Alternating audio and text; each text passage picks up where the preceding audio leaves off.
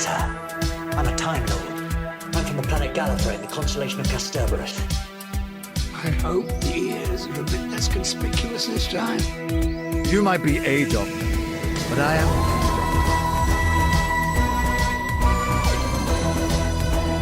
I'm a doctor. That's probably not the one you expect. Absolutely fantastic. All of time and space, everything that ever happened or ever will. Where do you want to start? Hello, everybody, and welcome back to Bigger on the Inside, the new Who Doctor Who watch-along podcast. I'm Harry, joined as always by Timothy Saxby. How are you doing, Tim? Whoa, I'm stuck in this virtual world, Harry. Yeah, we are back on Zoom because I moved house. Fuck you. Sorry for living in a house. Well, I mean, Before like... I just lived on the rug outside Tim's apartment. Yeah, not even in the house. I didn't let you in the house. Little rug. Yeah, it was actually like, a rug that was at the end of the bed. House. It was a rug that was at the end of the bed, and I took it outside, and I said, you can sleep there. Yeah. It's only because I peed on the carpet like that one time. Yeah, that one time. Well... Yeah, like I don't do that anymore. You know it was one continuous piss for 3 days. I had a lot built up. It's nice being back on Zoom, though. I quite like it. Do you like it? I mean, I prefer the studio that we had for those 2 weeks. Yeah, but you like this over us both sat at your desk. Yeah, crowd around one little microphone. I do prefer this. Yeah, this is nice. Yeah. I don't know how I sound. You sound sexy. I've got a cold at the moment. I've got a snotty nose and a cough.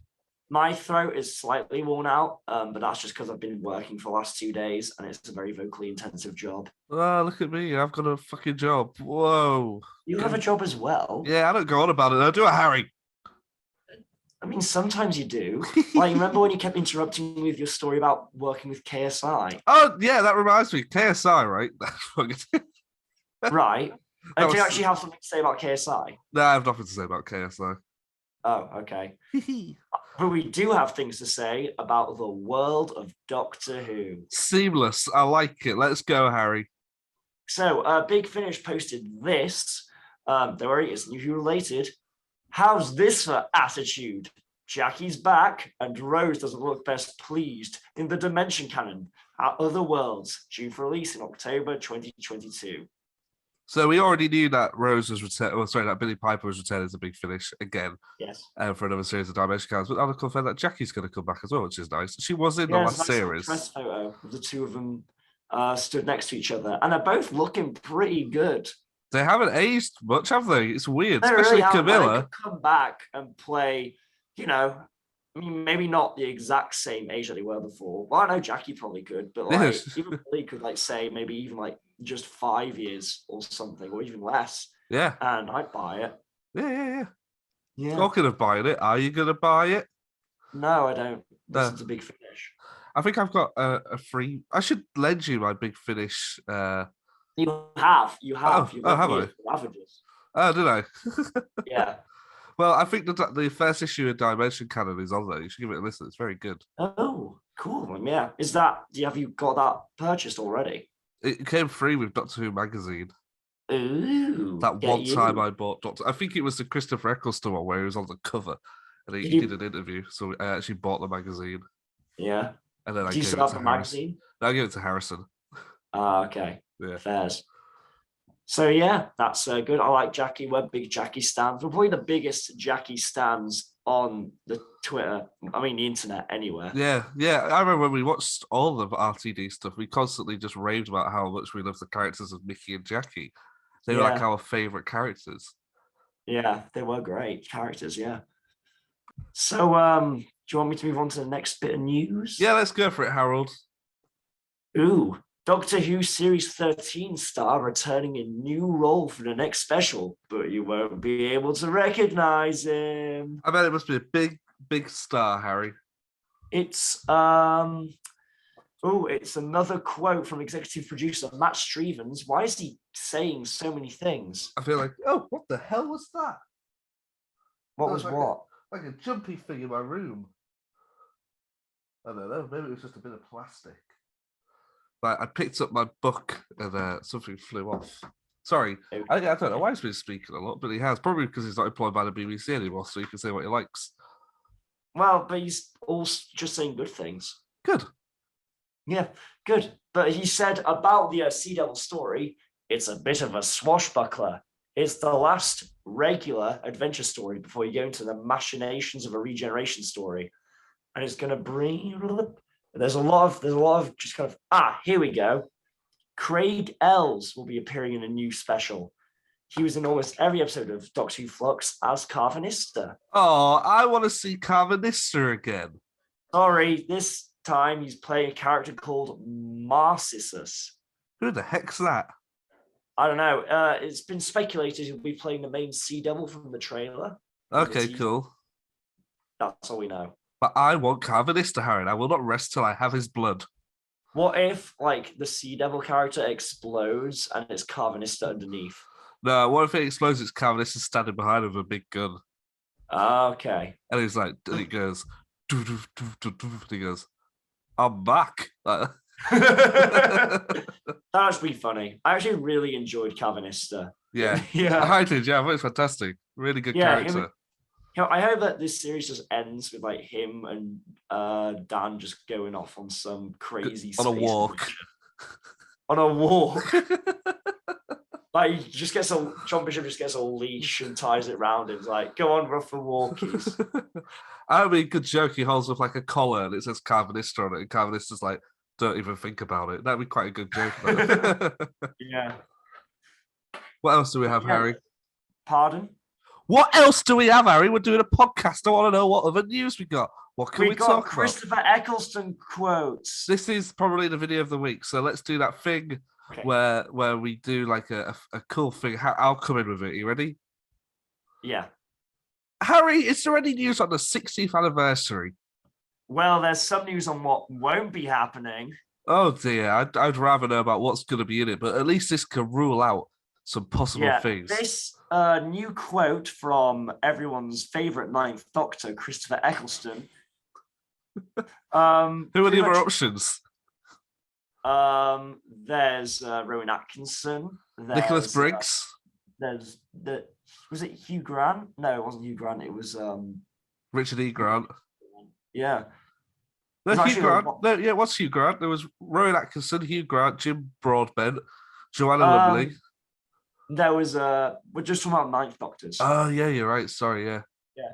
There's also John Hurt, if you want to count the War Doctor. Yeah. Anyway, go on. But anyway, Christopher Eccleston has pretty much ruled out the possibility of him appearing in the 60th. Damn it. He was asked a Q&A panel if there are any doctors he'd like to collaborate with, and he replied, I've never been a fan of multi-doctor stories. Whoa, slow down. This is Liverpudlian. Sorry, that was Liverpudlian. I don't know what that was about. Sorry, I'm just going to need to get to my Christopher Eccleston voice. Hello, there we go. I've never been a fan of multi-doctor stories. When I worked on the series, I had really strong ideas about what works and what doesn't. And this isn't, sorry, my throat, I actually can't do the Christopher Eccleston voice. It's all right, just do your normal voice. I'll let you off this week. I've never been a fan of multi-doctor stories. When I worked on the series, I had a really strong ideas about what works and what doesn't. And I always think that multi-doctor stories are a bit of a cash-in and a bit of exploitation. Creatively, they never worked for me. I looked at the script for the 50th anniversary and I felt as soon as I said I wasn't doing it, it got better because, well, if I'm not in it, it's better. But the creation of the War Doctor introduced a whole new facet to the canon. I know it made some people anxious, the fundamentalists, but no. I mean, the father of us all was William Hartnell, but the greatest Doctor is Jodie Whittaker. He concluded saying the Ninth Doctor in particular is a one-man band. Definitely. So he doesn't work with other doctors. If you want me back, you'd get me on my own. Ooh. Okay, so there's a lot to pick apart there, yeah. Yeah. So that kind of reveals a bit more about his reasoning for not returning to the show for the 50th. It wasn't just purely the fact that he just didn't feel ready and he hadn't had an apology from the BBC. It was also the fact that kind of from a story narrative perspective, he isn't a fan of multi-doctor stories. Yeah. It's interesting though that he says he's not a fan of multi-Doctor stories. He doesn't feel that the stories work, but then praises Dave the Doctor for having a good story. Well, he praises the introduction of the War Doctor. Yeah. Because I think he thinks that kind of adds a new dimension. It's not just pre-established Doctors like the War Doctor. There's a different kind of relationship between the Doctors we know and the War Doctor. What's sad about that quote is also the fact it rules out the possibility of anything happening in Big Finish.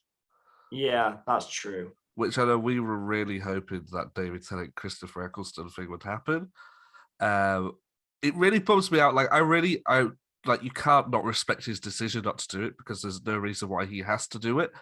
Yeah, it's his choice. Yeah, exactly. But at the same time, it always really bums me out. I was like, I really wish he would do it. Mm. Do you know what I mean? Like, I want, like the 10th Doctor and 9th Doctor, they're my Doctor. I think they're our Doctors. Yeah. So it's like the idea of seeing them together that's so exciting. Yeah. I also find it interesting that he thinks that the greatest Doctor is Jodie Whittaker. Yeah, I mean, he's always spoken very highly of Jodie as an actor. But he's worked with them before, yeah. Yeah, I'm not sure, though, if he has seen her work as the Doctor, because I know that when Matt was the Doctor, he got asked, what do you think of Matt Smith's performance as the Doctor? And he says, Matt's a really good actor, but I haven't seen what he's done as the Doctor, but I'm sure it's fantastic. So you think this is more him stating his favourite Doctor Who actor as opposed to his favourite portrayal of the character? I think it's a bit of hyping up, because he knows that there will be people there who are fans of the 9th Doctor, and I feel like if he can then boost Jodie's fan base or the 13th Doctor's fan base via his own, he'll do that because Chris seems like an amazing guy. That's the type of thing he would do. And I also think it is a case that he's worked with Jodie. Out of all the Doctors, I think he's worked with Jodie the most recent, I think. Yeah, and they did Antigone together or something like that. Yeah. On stage, yeah. And finally, the final thing he says is, I don't know whether or not this is I think this is referring to the show itself, but if you want me back, you'd get me on my own. Yeah, that's interesting, isn't it? Yeah. So what does that mean? Does that mean like he... oh, God, I hate it because it answers so many questions but asks so many more. So it's like... It definitely adds fuel to that theory of us getting a series of 60th specials all being standalone previous Doctor stories. Yeah. Because Chris saying that suggests he'd be willing to do something of that nature. Yeah. Just not a crossover. Okay, so here's the situation that I'm going to give to you, Harry. You get to pick one of these things. Okay. 60th anniversary comes around, and your options are you either get to watch a multi-Doctor story with David Tennant and an array of other Doctors, not all of them, but some of them, but not Christopher Eccleston, right? It's led by David Tennant. Or you get to watch an additional 9th Doctor episode starring Christopher Eccleston. Do I only get the additional Eccleston story? Yeah, it's a big episode. It's like it's a 60th episode, but it's just a 9th Doctor story. Okay, but would that be alongside other standalone 60th stories? No, just that. In which case, I feel like I'd want to go for the multi-Doctor story, although that also depends, because if it's just Matt and David again and maybe Capaldi or Jodie, that's not enough for me. I want it to be like, outdo the 5 Doctors in terms of scope. Yeah. I think I agree with you there, yeah. I'd want to know who those Doctors are before you could make a decision, but I just really want to see Chris play that role again. And I know he does by Big Finish, and from what I've heard, from what I've listened to, all of Ravagers, it's so good. It's fantastic. Absolutely fantastic. But yeah, I just want to see him on screen. Just one more time. I feel like that's all people want. I don't feel like this is a Marvel thing where it's like, we want more of Toby and Andrew. We want to see Spider-Man again. This is like a thing where if Chris came back as the 9th Doctor for the 60th, people go, okay, I'm happy now. We got his return. That's it. Okay. Do you know what I mean? Yeah. I don't think there would be a thing of give him his own series of specials like the ones with David Bradley and stuff like that. And yeah, totally. I feel like there would be, because there always will be. And there would be, but I don't think it would be as vocal. I feel like it would be a thing where Eccleston would probably go out saying, I'm only coming back for this one special, and kind of dispel any kind of rumors almost immediately. Yeah, definitely. Yeah. I mean, the other thing I find a shame about that quote is the fact that he says that they're a cash grab. Whereas I think they're more of a celebration for the fans. I always look at those anniversary specials as they're for the fans, those episodes, more than for the BBC. Obviously, they will earn the BBC a lot of money, but they will also cost a lot of money to make.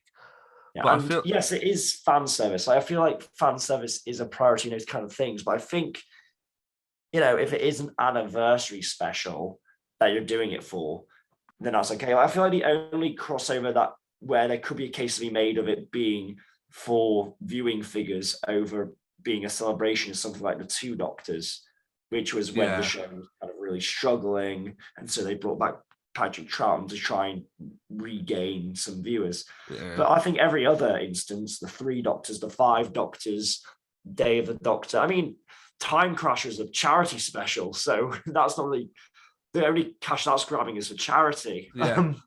I mean, like, what about stuff like Twice Upon a Time? It's hard with that one.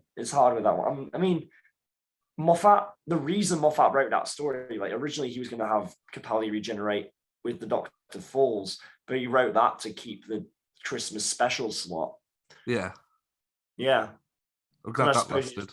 I thought, what could I do with this? Yeah. Any more news then, Harry? What are your thoughts on that? Sorry, I didn't ask what your thoughts were.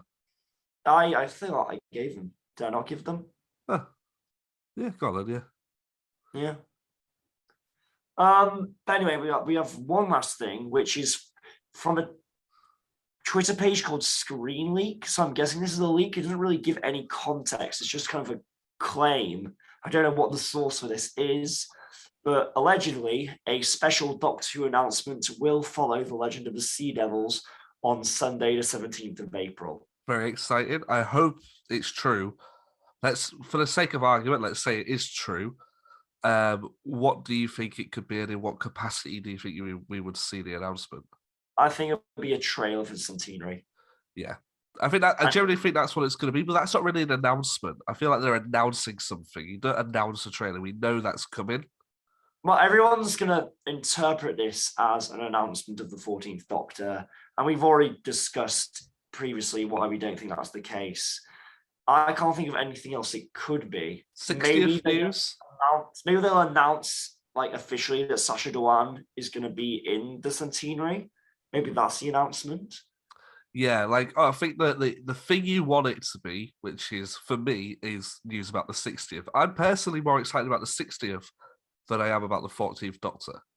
They're not going to, I don't think they're going to announce anything about the 60th until the centenary's out of the way. Exactly. I feel like it will be a case of, here's a trailer, or here's some artwork, or such and such is going to be returning in this episode, or do you know what I mean? It'll be something along those lines. Maybe there'll be a returning kind of legacy character returning.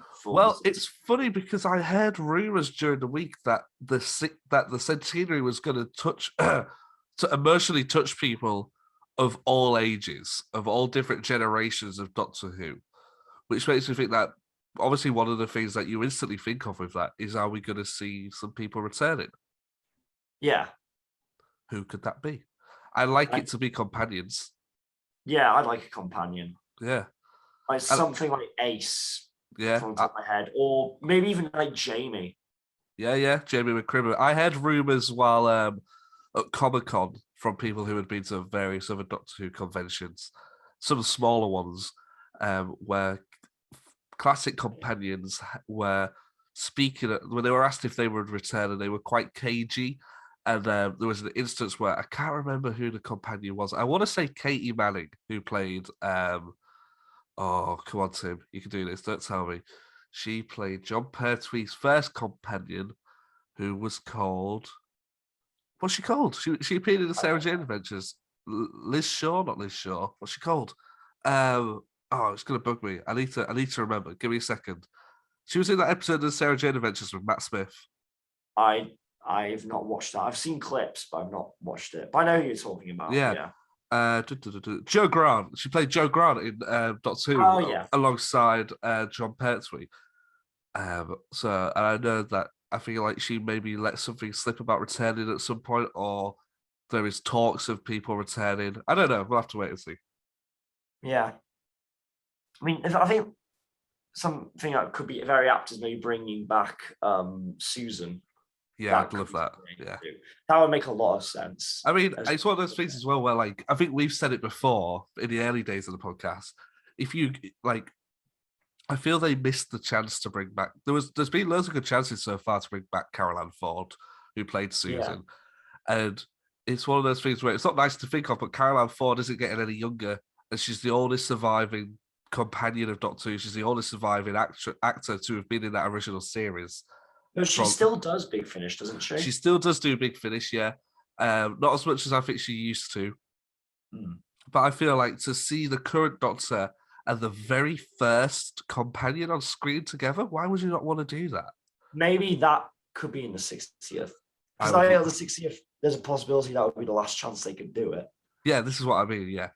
So I think it's fantastic that they should. I would love for her to return.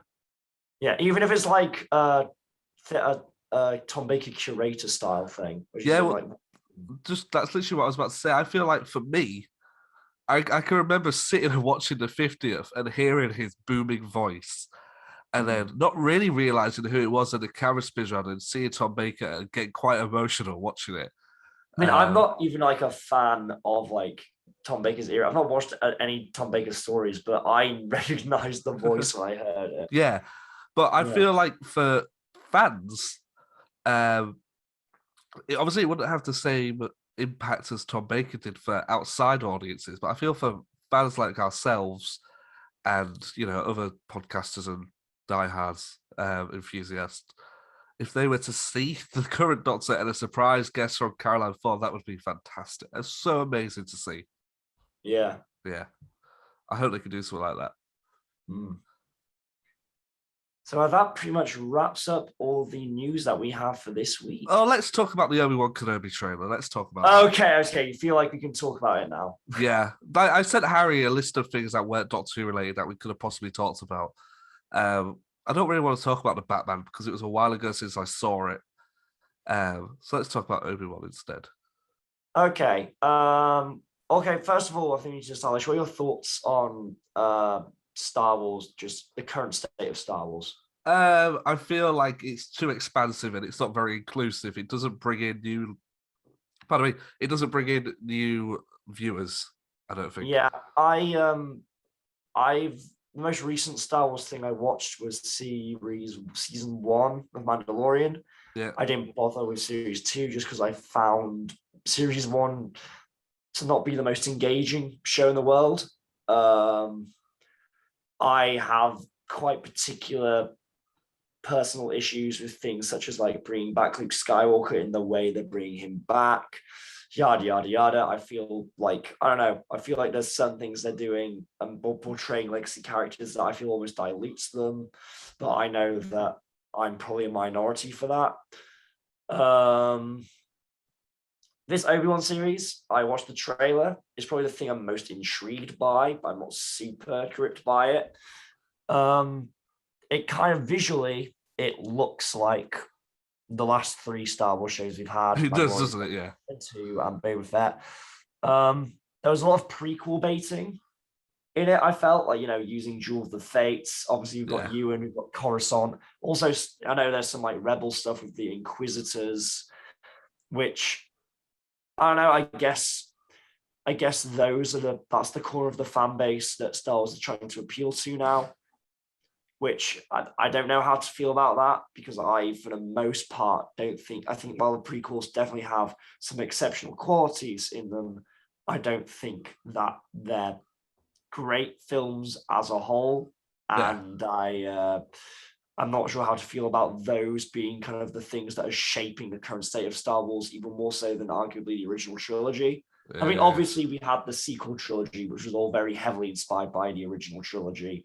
And now I guess these TV shows are something for prequel fans, I guess. But I don't know. I'm really excited to see the return of Ewan though as Obi-Wan.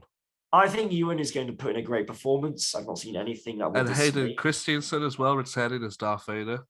Okay, I have something to say about this. I feel like one things that the prequels help to do in terms of kind of giving context to the original trilogy is that they kind of set up the duel between Obi-Wan and Vader in A New Hope. They add so much dramatic attention to it because in Revenge of the Sith, that obviously ends with Obi-Wan like cutting Anakin in half and leaving him to what Obi-Wan thinks is leaving him to die.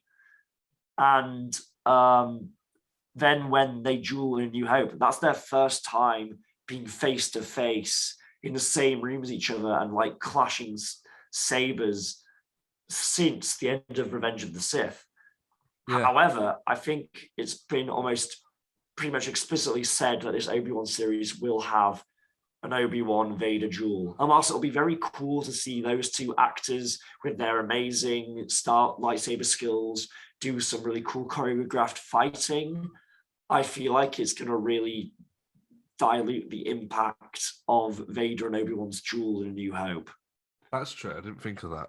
And what if it isn't a case of he's in the Vader suit? Because it would seem strange to me to get Hayden back and then have a fight between Vader and Obi-Wan, but have Hayden in the suit. It's like you may as well not put him in there if you're not going to show his face. Well, the reason they're having Hayden in the suit is because Hayden has a very obviously distinct way of using the lightsaber and dueling with the lightsaber, which could perhaps be difficult to replicate. What if it's like a hybrid, so it's like a half on, half off suit? Oh, it could be like, do you know that scene in Rebels where Ahsoka fought Vader? Nope.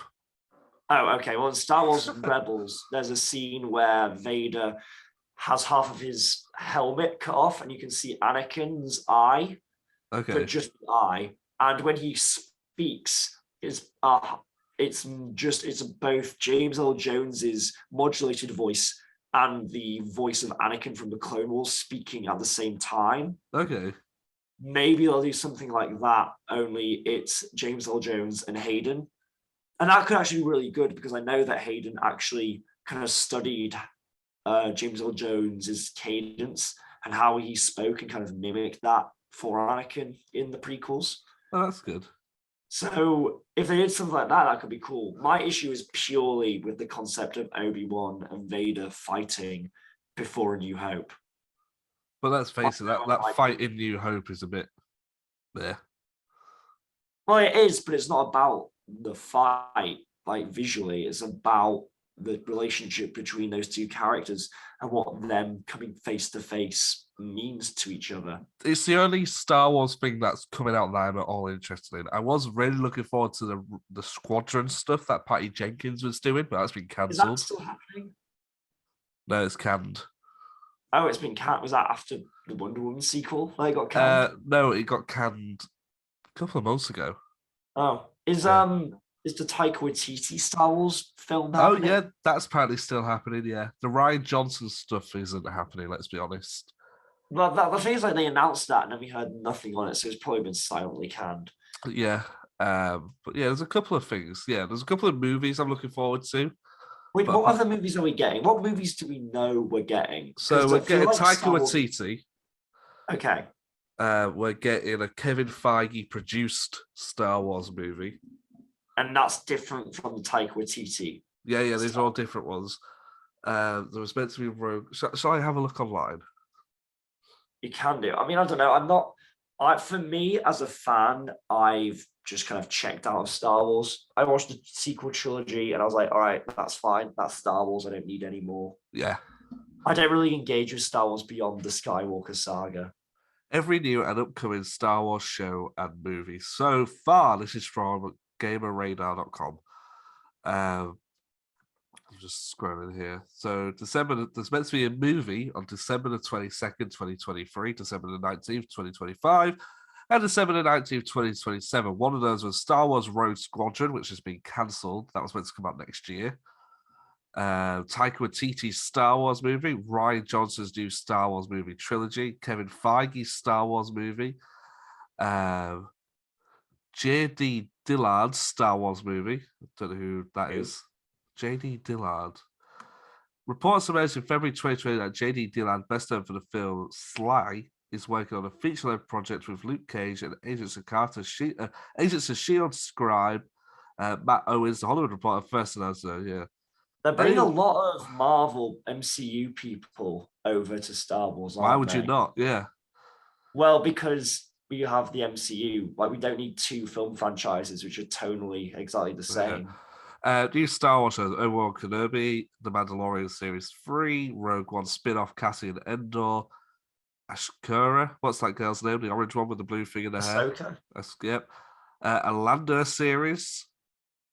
We're getting a lot with Donald Glover. Apparently so, yeah. The droid story. Will that be Anthony Daniels and R2? This is one of this one's a little different. Lucasfilm's animation, Lucasfilm visual effects team, Industrial Light and Magics are teaming up with Disney Plus for a Disney Plus movie, a droid story, an epic journey that will introduce us to new heroes guided by legendary duo R2D2 and C3PO. Read the synopsis. Star Wars Bad Batch Series 2, and that's it. So there's a lot of Star Wars stuff coming out. Yeah. I've noticed that the Star Wars fandom is awfully quiet at the moment. I don't hear a lot of talk. Okay. Do you know what I mean? Like, I go online, and it might just be because they're the most vocal twats on the internet, but it's constantly Snyder stuff and DC stuff is all I hear about on Twitter. Do you want to have a rant about Snyder fans, Tim?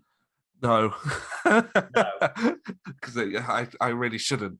But like, why would you want the Ben Affleck movie? He doesn't want to be in it. He said he doesn't want to be in it. He said he said the Flash is going to be the last time he's going to play Batman. He ain't going to do it no more. Shut up about it. But sorry, yes, Star Wars. They just don't seem to be as vocal. I feel like a lot of the hype's died down. So a lot of people like us who were fans when the sequel trilogy was on, in theaters. Sorry, we were quite vocal about it online, but now it's kind of just mellowed out again. I feel like genuinely there's just a bit of an oversaturation for these mega franchise universes. Yeah. I feel like, the MCU and these Star Wars has already pretty much gone from our cinemas. And I feel like the MCU people are starting to feel fatigued from that. It's not receiving the same kind of universal praise it was receiving kind of 3 years ago. I feel like, films like, I guess, Spider-Man's going to have its own weird hybrid universe now, which I think people are here for because they're just excited about the idea of Andrew and Toby being back. But I don't know. I feel like stuff like, DC standalone stuff, like the Batman and the Joker, is more consistently doing better than their extended universe stuff. Yeah. Have you seen the Batman? I have. Oh, let's talk about it then. What do you think? I thought it was really good. Good. Yeah, same. My second favorite Batman movie. Behind Dark Knight? Yeah. Yeah, that makes sense. My other mate said that. Look, it sounds horrible, but I watch something like the Batman, and it makes the current DC Batman stuff look like a children's coloring book. I was surprised. Like, I think I'm watching the Batman movie. Like, I was like genuinely like unsettled and disturbed at points. Yeah, like stuff like Paul Dano as the Riddler. Anything with the Riddler, I thought was so well observed to kind of the current internet culture and the kind of people that it can generate. Yeah, and like that stuff just freaked me out, man, because it felt really kind of close to home, like all too real. I'm waiting for somebody to re-edit the Batman, but it's just that the Riddler's a Snyder fan, and he's just getting a load of release the Snyder cut stuff. And at the end, it's revealed that they're just all they were trying to do is get a plane with a banner that says "Release the Snyder cut" to fly over Comic-Con. That's all they were trying to do. Someone's going to do that, aren't they? Yeah. I can see it. That's already been done. That happened like a few years ago at Comic-Con. A plane flew over with a banner that said "Release the Snyder cut." And I think that's the thing. Like, you give a yard and people want a mile, you know? They released the Snyder Cut, and now they want the whole universe back. Yeah, it's not going to happen. It's not going to happen, like, because the Snyder Cut, was just taking footage, recutting it together, finishing some VFX. That was far less of a, undertaking than restarting a bunch of films which have been canned. If someone like now, your option isn't, you don't have an option, but it's like the idea of seeing Michael Keaton return as Batman and revisiting that world, the Tim Burton stuff, through Batgirl, the new HBO movie that's coming, which is going to have Michael Keaton's Batman in it. Will that take place in the Burton film universe? Okay, so no, it's going to take place in the current DC universe. My understanding is that in the Flash movie, Michael Keaton's Batman gets brought into the current DC world. And then he'll be the Batman of that universe because Ben Affleck's on the out. Yes. Okay. That's more exciting to me than a Ben Affleck Batman movie. But I feel like, I don't know, when Into the Spider-Verse happened and we had these multiple Spider-Men from different film universes crossing over, for me, I feel like that's the peak when it comes to this multi-dimensional crossover stuff. Yeah. For me, I feel like the novelty has been and gone. Like, I feel like there's anything else you do now isn't going to feel special in the way that felt special. Well, I think it's not really, I don't think it's going to be in the same vein, because I think Michael Keaton is the godfather of Batman. He was the first cinematic Batman. So for me, as a big Batman fan, to see him back, that's very exciting. Okay. I'm not as excited about it as I am about the return of Toby and Andrew in No Way Home, but it's what it's going to set up. I find that very interesting. Right. Whereas if you think about it, the return of Toby and Andrew, their involvement in the movie didn't set much up. They kind of cut things off. Yeah, if they were in that movie, it still would have ended exactly the same. Yeah, fair. Maybe Doc Ock would have died, but not Doc Ock, Green Goblin. But that's about it. Okay, so I feel like we've talked about non-Doctor Who stuff for long enough. Do you want to get to the watch long segment? Yeah, Harry, what episode are we going to be talking about after these short jingles? We got a special two-parter from a writer who I'm sure no one's talking about in the Doctor Who sphere right now.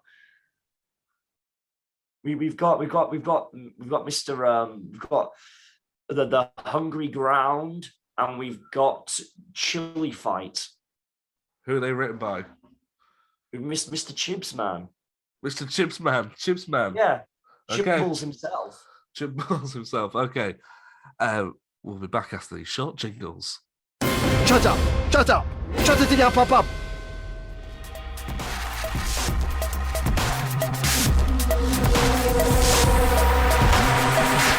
What's the point in having you all? And then the jingles will go here. And then I'm going to say, hello, everybody. Welcome back to the Watchlog segment of Big on the Inside. Harry, what episodes are we doing? Yes, again, we are doing The Hungry Ground and Chili Fight by Chibballs. Harry, last week when I picked you up to talk about Amy's Choice, you said, finally we get to talk about some good episodes of Doctor Who. Do you think that still stands this week? You want me to say it on the podcast? Do you think that still stands this week? I think this is still better than most of what we've had this series. I think this is... I still thought these were solid enough episodes, yeah. Not as good as Amy's Choice, that's still my favourite, but I did really enjoy it. We both agreed that Amy's Choice was our favourite episode of this series. Yeah, I enjoyed these episodes more than I thought I would. Strong moments, especially Chili Fight. Yeah, okay. 1 second. Harry, let's talk about Hungry Earth. It starts with a hole in the ground and a man gets sucked off into the hole. Yes. Then Rory and Amy see themselves from 10 years in the future, and all they do is that they just wave at themselves. Yeah. What do you do? Pardon? Well, okay, I never know how to go about this, because I instantly want to moan, but I still hate the character of Amy. Really? Yeah. Now that I feel like it's been very firmly established that Amy really loves Rory and is committed to Rory, and she realizes that in herself, I'm starting to really enjoy her and Rory's relationship. Okay, well, we'll get to that at the end of the episode. At the end of the episode, we'll get to that. Okay, but there's a point in the episode where, in the first episode, where she's like, "Let's go and talk to ourselves in the future." And the doctor's like, "No, you can't do that." an obvious time travel rule. You don't interact with yourself from the future. But then in episode 2, she's looking at a Silurian that's been trapped, and she's going, "It's some sort of suspended animation." How does she know that, but doesn't know the really basic shit? I don't understand her character, and what I don't like about her, I think, is the fact that she has the same problems that Lady Christina had, which is she's acting a lot like the Doctor, and I don't like it in the second part where Rory, the father and the grandfather and the mother, they bring dead Alea when they bring the body of Alea. Before they realize, Amy thought she was never going to see Rory again. Rory just thought Amy had been shot, and Amy's reaction is like, "Wait, Rory, here you are." And I'm like, "What are you doing?" Well, that's just. But okay, but the point you made about Amy acting more like the Doctor. When Rose did that, you praised that, you liked that. I did like that because I feel like because of the background she had come from, and we sort of knew more about her before she joined the TARDIS, whereas we didn't know really that we don't know much about Amy's life before Doctor Who. Do you think it's still an issue for you that kind of this series started off with the Doctor being the focal point rather than the companion? I think so, that kind of shifting your relationship with the companion. Yeah. And I think I also just there's a lot of stuff about the character of Amy that I just don't really like at the moment. I feel like she's very quippy. She makes a lot of quips. She's trying to be funny a lot of the time where I'm like, "Why are you being funny now? Read the room." And stuff like that. I'm just like, it's very... I feel that's her way of kind of alleviating those situations or trying to cope with them. It's kind of a coping mechanism, you know. Don't know people who like in awkward or tense situations try and make a joke, just kind of, even if it's not for anyone else, but for themselves to try and ease things. A little bit, but it's all the time, isn't it? It's just like, I feel like she's a very cocky person. It annoys me. Okay. Yeah. Also, why does Rory at the start of the episode is like, whoa, why are you wearing your engagement ring? It's like, "Oh yeah, sorry, I'll take it off." He's like, yeah, you best take off your engagement ring. Obviously, we understand why for later, but do you feel like it didn't, as a setup, you felt it was a little contrived? I know people who are engaged, and at no point I've ever been with them and they've gone, "Oh, before you do that, take off your engagement ring," because it's like you don't take it off. Yeah, but like they've not even like got married yet, so I feel like it's kind of that. Well, actually, but you wear still very sensitive about it. So do you think after they got married they would leave the engagement ring on? I don't know. I know some people just take off their engagement rings because if you wear it all day in certain conditions, it's hard to take off at the end of the day. Do you think Rory bought Amy a cheap engagement ring? He's worried about it. No, I think it's fitted and that, but maybe it's just because he seems like the traditional type of guy who would have spent a month's wages on that, and it probably means a lot to him that he got that. It probably means a bit more to him than it means to Amy, because that's the type of guy Rory is. So you've hit the nail on the head there of why I don't like Amy. Why? It's so obvious to me. Maybe it's not intentional, but the character of Amy does not love Rory as much as Rory loves Amy. And I think it's really obvious.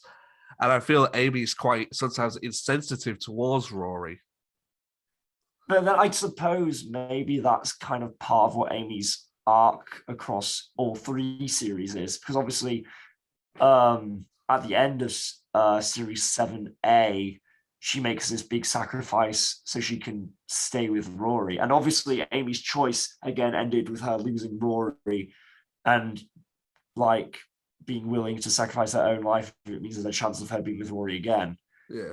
So I feel like Amy does, but she just kind of she does definitely love Rory as much as Rory loves her, but it's a thing where she kind of takes it for granted a little bit. Yeah. Yeah. Huh. And what did you think to Return of the Silurians, Harry? First time we've seen them. Oh yeah, this is the first appearance of the Silurians. I think they're cool, they're intriguing. I mean, is this the only proper Silurian story we've had in New Who? Obviously, we've had Silurians in future stories, but it's never been a Silurian story. I think you might be right there. I know. I personally, don't like the redesign from when we saw them in the As in classic with series.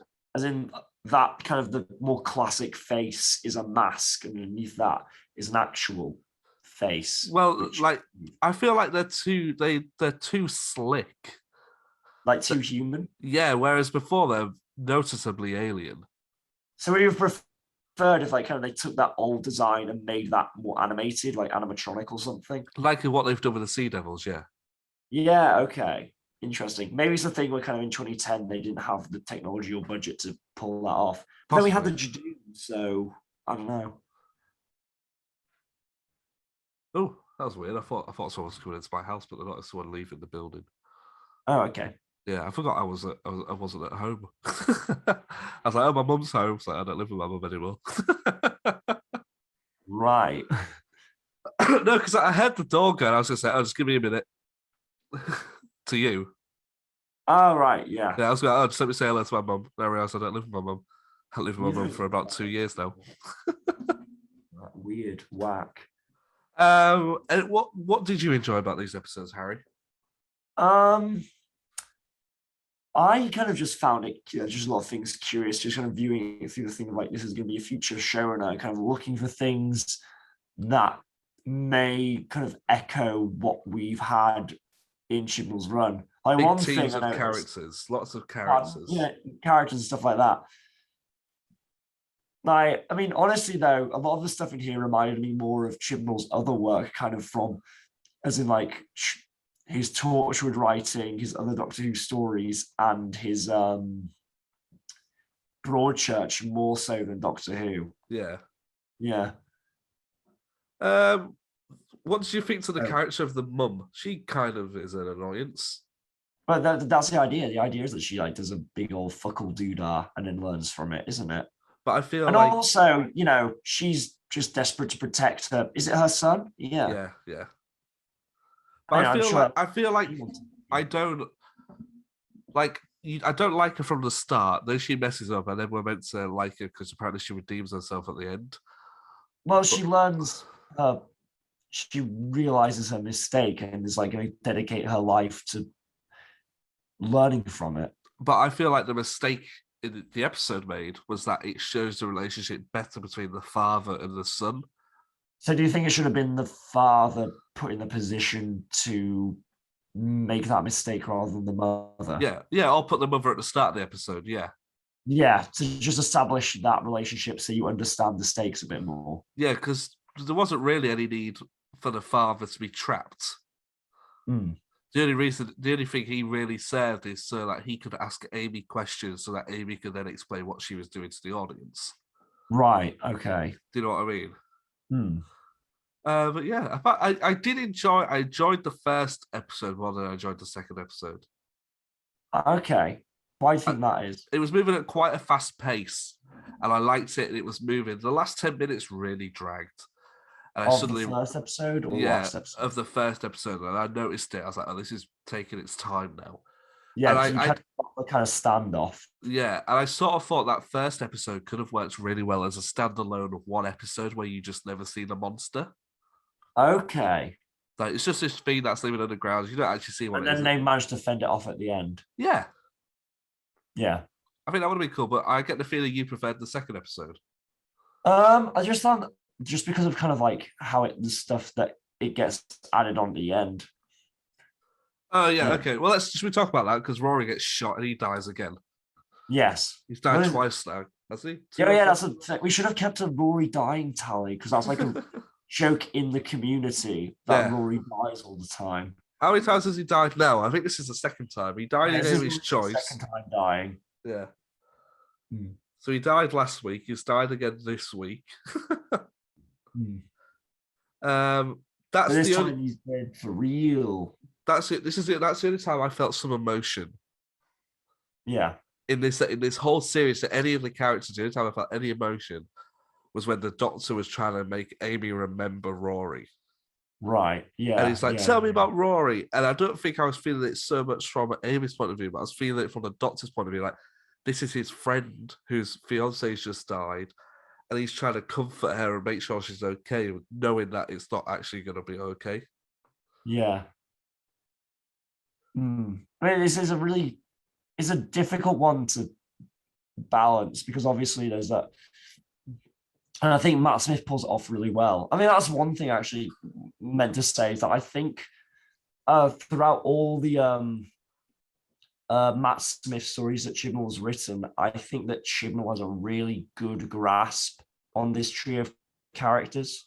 Yeah, I think that he writes I think especially the 11th Doctor, he writes very well. Rory gets a lot to do in that first episode as well. He just reminded me there. He gets a lot more to do than Amy. It's a very Rory-centric story. Which is good because Amy's got to be the companion focus. I mean, I know this series is still kind of considered that like Amy's the main companion, but obviously series 6 and 7, her and Arthur Darvill are kind of both credited in the opening sequence. That's true, yeah. So anything else you want to say, Harry? I found it strange that episode 2 had like narration from the leader of the Silurians. Yeah, I had that as a note. I'm not sure why that was in there. Do you think that was possibly something for the first episode that was cut? I don't know. I really don't know. I just found it strange. Like kind of like, and it starts with it saying like, "This is the story of yada yada." It was like, why are you acting like this is the start of the story? Last episode was the start of the story. Yeah, no, I noticed that. It felt strange. Anything else, Harry? Should we talk about what next week's episode is? Oh yeah, next week. What is next week's episode? Is that Vincent? Yeah, Vincent the Doctor. I'm very excited for that one. By what's his name? The Love Actually man. James Curtis. Richard Curtis. Richard Curtis, that's it. Don't think of Jamie Lee Curtis. From Halloween. Harry's having a quiz. You, not me. I hate being patient. Patience is for wimps. Oh, you've actually wrote questions? Yeah. Okay, what are they? Lay them on me. Where does the Doctor think he has taken Rory and Amy at the start of the episode? They mentioned it like multiple times as like a recurring joke. Is it somewhere in... Is it like Prague or something? Oh, Rio. Yes, it was Rio. Oh. Does Rory have sugar in his tea? No. He does not, correct. What fictional character does the annoying Welsh kid quote? The Gruffalo? Oh no, Sherlock Holmes. The Gruffalo. Because he's reading the Gruffalo at the start. Oh, is he? Yeah. But he's dyslexic, Harry, so how is he reading? Is he dyslexic? Yeah. Oh yeah, that was another thing. Like I noticed that kind of like obviously the kid in this story is dyslexic, and then like Ryan from series 11 and 12 is dyspraxic. Yeah.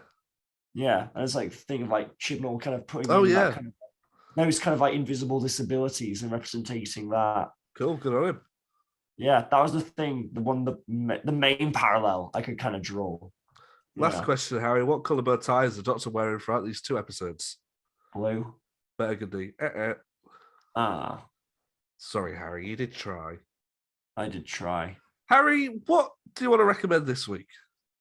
The only real thing I've watched this week that's new is The Batman. Do you want to recommend that? It doesn't have to be new. Yeah. Pardon? It doesn't have to be something new. Yeah, I guess not. But yeah, it's the Batman's out. I mean, no, I don't mean I've not really watched much else this week. I mean, that's new to me. You've been a busy boy. Yeah, I've been busy. I've been moving house. Oh, get you. I got a pet hamster this week. Really? Yeah, I sent you a picture of it. Wait, serious? That was yours? Yeah, it lives in my flat. I thought that was just like a random image you sent me. I didn't realize that was yours. Yeah, me and my girlfriend got it the other week. Okay. It's called Deborah. Deborah, okay, cool. Yeah, you'll see it on Wednesday. Yeah. Ask me what I'm going to recommend, Harry. What are you going to recommend, Tim? Harry, I'm going to recommend, it was released on Thursday at midnight, so Friday morning, Thursday night. It is the Back to the Future, the musical, official cast recording album. Ah, yes. Yes, you told me about this. Now, I sent you it. Have you listened to it? Not yet. Don't listen to a single diddly song. Not yet. I think you should all go listen to it. It's very good. I'm sure I will find time. I will find time. What was it you said to me? You said I'll listen to a few, and if I like it, it would encourage me to go see it. Would you not want to listen to it all before you went to see it? Well, that's the thing, because I don't want to ruin it for myself. Have you seen the movie Back to the Future? Yeah, no, but I don't want to ruin the new thing, aka the songs. Okay. Like if I've watched Back to the Future the film and listened to the soundtrack, basically I put those together in my mind. I've seen the musical, right? Not really. Oh. Is there anything else you want to talk about, Harry? Anything you want to plug? Not got anything to plug this week. No, you? Just my bathtub. Ha. Harry, do you want to see us out for the end of the show? All right. We have our Spotify, we have our YouTube, we have our Acast, we won't have iTunes for much longer, Twitter, Insta. That's it. Check us out. Drop us comments and emails and all the good jazz. Yeah, man, do it all. We want it all. And I want it now. Oh, we can't sing together anymore. Oh well. Yeah, do Pallery. Cheers, guys. I'm very I've got stomachache, so apologies if I've been slightly distant for this podcast. Not really, no. I feel like we've come to a low now. It's a very slow ending. Harry, do you want to... Bye for you, from you? What? It's goodbye from me. Bye. Harry, do you want to say goodbye? Bye-bye. Make sure you subscribe to the official Bigger on the Inside podcast.